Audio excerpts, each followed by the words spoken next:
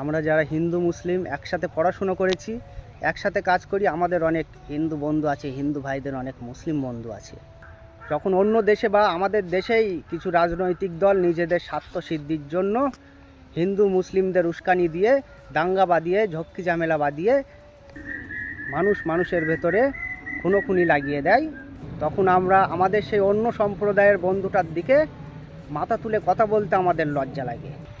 কারণ এখন নিউজ চ্যানেলগুলো বিক্রি হয়ে আছে বেশিরভাগ রাজনৈতিক দলের কাছে। তারা সংবাদ প্রচারের নামে সকাল থেকে সন্ধে পর্যন্ত হিন্দু মুসলিম করেই কাটিয়ে দেয়, আসল খবর সামনেই আনে না। এখন আমাদের কি হবে? আমরা তো সেই হিন্দু বন্ধুটার জন্য বা মুসলিম বন্ধুটার জন্য নিজেদের জীবন দিতে পর্যন্ত প্রস্তুত থাকি। আমাদের কি হবে? আমরা তো চাইনি হিন্দু মুসলিম ঝামেলা হোক, আমরা তো একে অপরের ধর্মীয় অনুষ্ঠানে অংশ নিতে পছন্দ করি। ওই আমাদের মধ্যে তো কখনো হিন্দু মুসলিমের জন্য বন্ধুত্বের ফাটল ধরিনি। আমরা তো একসাথে থাকতে চাই। তোমরা কেন তোমাদের নিজেদের স্বার্থ, টাকা পয়সার জন্য, ক্ষমতার জন্য আমাদের হিন্দু মুসলিম বন্ধুদের ভেতরে ফাটল ধরানোর চেষ্টা করছো? আমরা তো এমন দেশ চাইনি, এমন রাজ্য চাইনি যেখানে ধর্মের নামে ভোট চাওয়া হবে, ধর্ম দেখে ভোট দেওয়া হবে। আমরা সবাই হিন্দু মুসলিম একসাথে বলতে চাই ভারতবর্ষ জিন্দাবাদ। কে কে একমত কমেন্টে লেখো ভারতবর্ষ জিন্দাবাদ আর শেয়ার করো।